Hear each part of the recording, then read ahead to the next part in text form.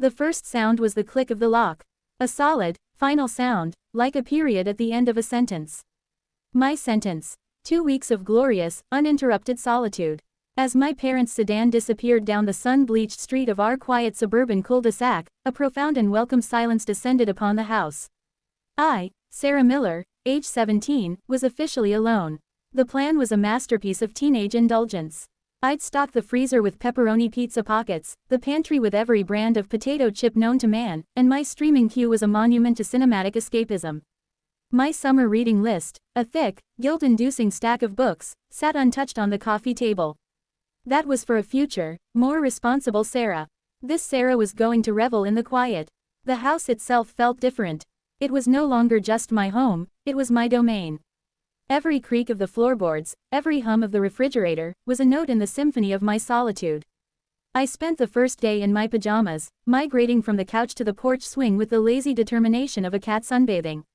I talked to myself, sang off-key to the radio, and left a mug in the sink without a twinge of guilt. It was perfect. That first night, the silence was a comfort. I lay in my bed, the king-size one in my parents' room that I'd immediately claimed as my own, and listened to the nothing. It was a deep, resonant nothing, broken only by the distant, lonely cry of a train whistle. I fell asleep with a smile on my face. The second day followed a similar pattern of glorious sloth. By the third evening, a subtle shift began to occur. The silence wasn't just quiet, it was empty. The house felt larger, the shadows in the hallway a little longer. I found myself turning on the television not to watch anything, but just for the noise, for the illusion of company. That night, the sounds started. It began around 1 a.m. I was jolted from a shallow sleep by a sharp crack from the backyard. My heart hammered against my ribs, a frantic bird in a cage.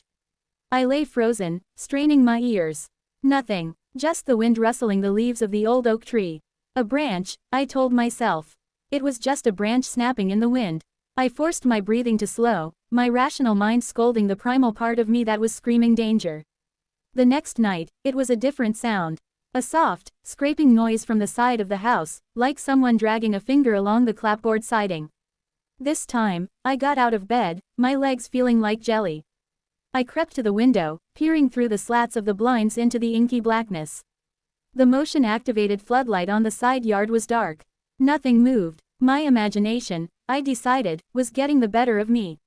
I was a city girl, unused to the chorus of a suburban night. It was just a tree branch, or a raccoon, or the house settling. It was always the house settling. But the seed of unease had been planted. My solitary kingdom began to feel less like a paradise and more like a fortress under a vague, unseen siege. I started checking the locks on the doors and windows twice before bed, a ritual that felt both silly and necessary. I kept a baseball bat, my old Easton from middle school softball, leaning against the nightstand. The fifth night was the worst.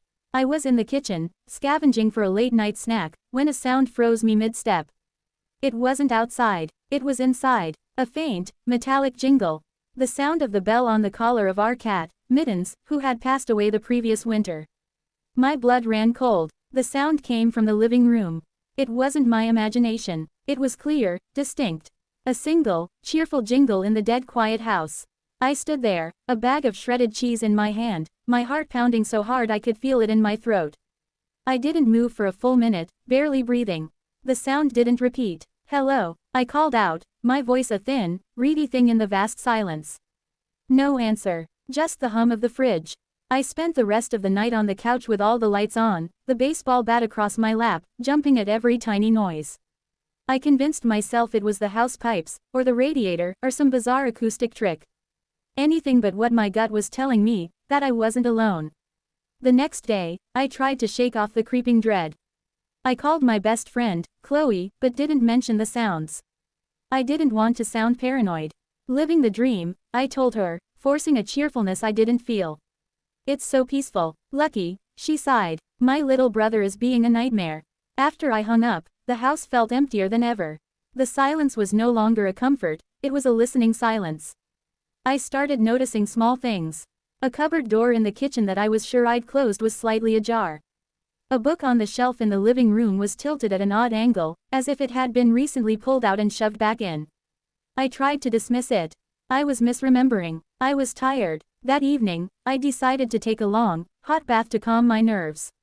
The bathroom was steamy and warm, the scent of lavender bath salts filling the air. I submerged myself, letting the hot water leach the tension from my muscles. For the first time in days, I started to relax. This was silly. I was letting my imagination run wild. I was a 17-year-old girl home alone, scaring herself with ghost stories. And then I heard it. A floorboard creaked on the landing right outside the bathroom door. It wasn't the usual groan of an old house. This was a specific, weight-bearing creak. The one that happened when you stepped on the loose board near the top of the stairs. I sat bolt upright in the tub, water sloshing over the sides. My breath hitched. I listened, my entire body rigid. Silence. Then, another sound. Soft, almost imperceptible. The sound of breathing. Not my own. This was slower, deeper. It was coming from just the other side of the bathroom door. Terror, pure and icy, locked my joints.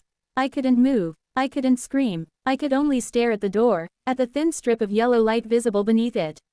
My mind raced. The phone was in my bedroom. The only exit was through that door. The doorknob began to turn. It moved with a slow, deliberate precision. A quarter turn, a half turn. It stopped. It was testing the lock. A soft, whispered sigh seeped through the wooden door. It was a sound of amusement, annoyance. I couldn't tell. I just knew it was a human sound. My paralysis broke. I scrambled out of the tub, water dripping everywhere, and grabbed the heaviest thing I could find, a large ceramic soap dispenser. I held it like a club, my hands shaking so violently I could barely grip it. I pressed myself against the wall next to the door, my heart trying to beat its way out of my chest. We stayed like that for what felt like an eternity, me, a shivering, naked, terrified girl with a soap dispenser, and it. Whatever was on the other side of the door. Then, I heard the footsteps. They were light, almost casual, moving away from the door and down the hall. They faded, swallowed by the silence of the house. I didn't move for a long time. When I finally did, my limbs were stiff with cold and fear.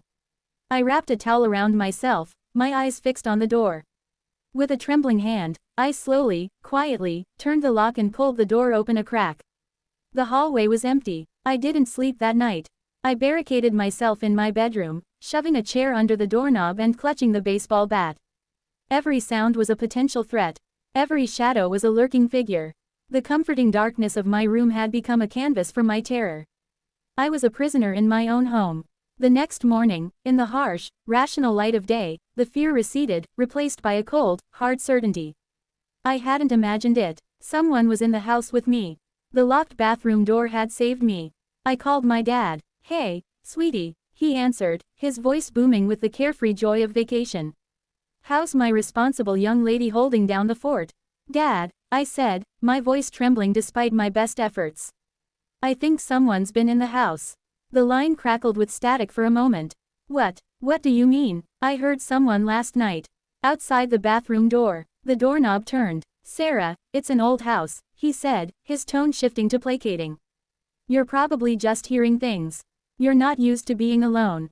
"No, Dad, it wasn't the house." I insisted, my voice rising. "It was footsteps. Breathing. It was real." He sighed. "Honey, I'm sure it's nothing. Did you check all the windows?" Maybe it was an animal that got in through the basement. It was the classic adult dismissal. I felt a hot surge of frustration. It wasn't an animal. Okay, he said, sensing my distress. "Tell you what, I'll call Mr. Henderson next door. He can come over and take a look around." How about that? It was a concession, but a flimsy one. Mr. Henderson was in his 70s and half deaf. But it was better than nothing. "Okay," I relented. "Just be careful, sweetie. We'll be home in a week. Love you." "Love you too," I whispered, and hung up. I felt utterly deflated. The adult world had deemed my terror a case of an overactive imagination. I was on my own. An hour later, the doorbell rang. I peered through the peephole. It was Mr. Henderson, holding a toolbox and looking mildly inconvenienced. I unlocked the door and let him in. "Afternoon, Sarah," he said, his voice a dry rasp. "Your dad called. Said you're hearing ghosts." He chuckled, a sound like gravel being shaken in a jar. "Not ghosts," I said firmly. "I think someone was in the house last night." He humored me with a slow walk through of the first floor, checking the windows and the back door. "All locked up tight," he declared. We went down to the basement, a place I usually avoided. It was damp and cluttered, full of forgotten things and deep, shifting shadows. Mr. Henderson poked around half-heartedly. See, he said, pointing a flashlight beam into a dark corner. Nothing here but spiders and your mom's old canning jars. Probably just the house settling.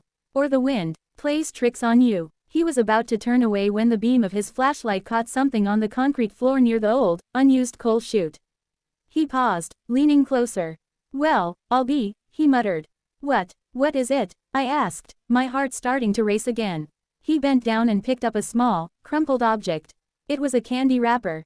A specific kind, a red and silver wrapper from a Hershey's Kiss. My family didn't buy those. My mom was a strict dark chocolate-only household.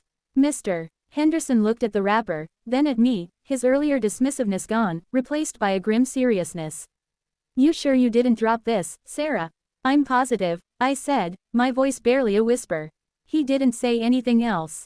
He finished the inspection, his manner now quiet and focused. He checked the coal chute door from the inside. It was supposed to be bolted shut from the inside, but the bolt was old and rusty. When he gave it a hard push, it slid back with a screech of protesting metal. This was unlocked, he said quietly. Someone could have gotten in here. The discovery of the candy wrapper changed everything. It was tangible proof. It validated my fear, but in doing so, it made the danger terrifyingly real. Mr. Henderson called my dad back, and this time, my dad listened. He wanted me to go stay with Chloe's family, but I refused. I was too scared to be in the house, but I was also too scared to leave. What if they were waiting outside? What if they followed me? The thought of being in a car, alone, on the way to Chloe's, felt even more dangerous. I promised I would double-check all the locks and call the police if I heard anything else.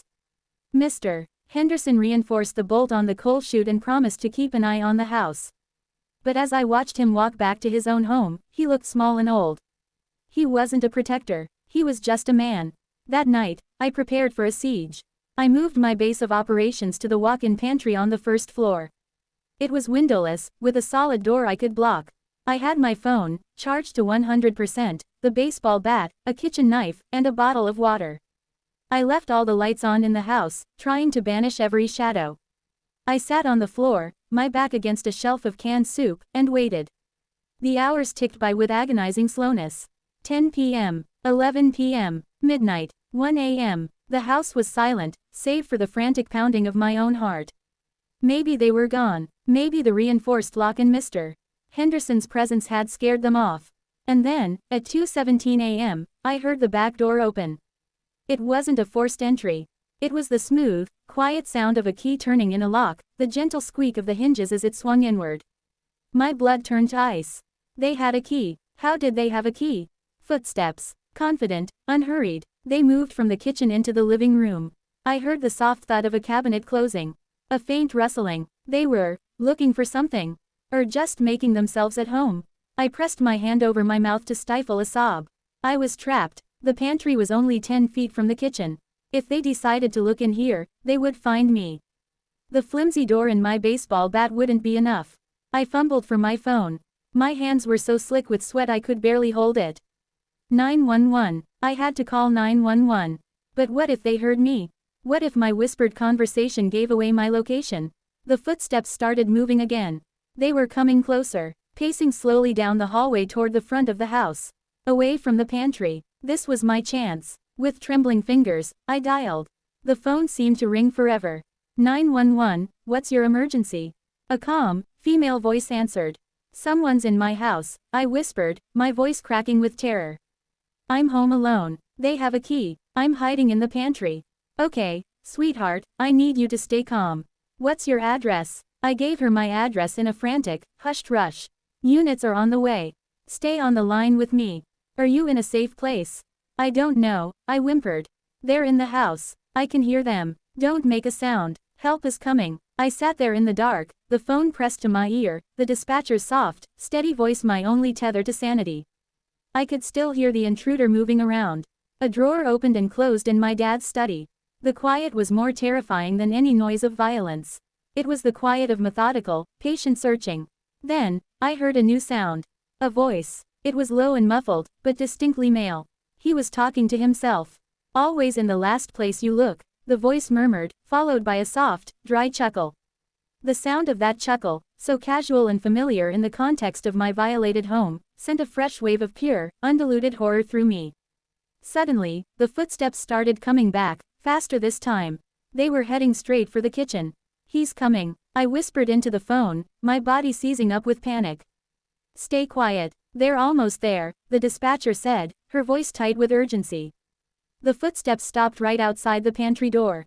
I could see the shadow of his feet under the gap at the bottom of the door. I held my breath, my entire body trembling uncontrollably. The doorknob began to turn. This was it. But then, a different sound cut through the tension. The wail of a siren. Distant at first, then growing rapidly closer, a rising and falling shriek of salvation. Red and blue lights strobed through the tiny crack under the door, painting the darkness in frantic pulses. The shadow under the door shifted. I heard a sharp, hissed curse. The footsteps retreated, quick and heavy now, heading back toward the back door. "He's running," I said into the phone. "He's going out the back. Stay where you are, Sarah. Do not come out. The officers are on the scene." I heard the slam of the back door, then the sound of shouting from outside, deep, authoritative voices. "Police. Stop. Get on the ground." I stayed crouched in the pantry, listening to the chaotic sounds from outside. More sirens. More shouts. The world had suddenly exploded into noise and action, a stark contrast to the predatory quiet of just moments before. A loud knock came at the front door. "Police. Is anyone in there?" The dispatcher told me it was safe to come out. My legs were so weak I could barely stand. I unlocked the pantry door and stumbled into the bright, harsh light of the kitchen. I made my way to the front door and opened it to see 2 police officers, their faces grim and alert. "It's okay, miss," one of them said. "We've got him." They led me to the couch while other officers swept through the house. I was wrapped in a blanket, though I wasn't cold. I was in shock. A female officer sat with me, her voice gentle as she asked me questions. A few minutes later, one of the officers who had apprehended the intruder came back inside. He was holding a small, clear evidence bag. Inside was a key. "We found this on him," the officer said. "It's a copy. A good one. He's not talking, but we ran his prints. His name is David Miller." I stared at him, confused. "Miller. But that's my last name." The officer's expression was one of pity. "We know. He's your uncle, your father's half-brother." The world tilted on its axis. Uncle David. I had only met him a handful of times at large family gatherings. He was a quiet, awkward man who always seemed to be on the periphery. My dad had said he had problems, that he'd had a rough life. They weren't close. "Why?" I asked, my voice hollow. The officer hesitated. "From what we can gather from his ramblings and what we found in a duffel bag in his car, he'd been in and out of the house for days, maybe longer. He was living in the crawlspace above the garage. He had a sleeping bag, food wrappers, bottles of water, and a notebook." A notebook. The officer's face was grim. "It was a log. He'd been watching the family for months, learning your routines. He knew when your parents were leaving.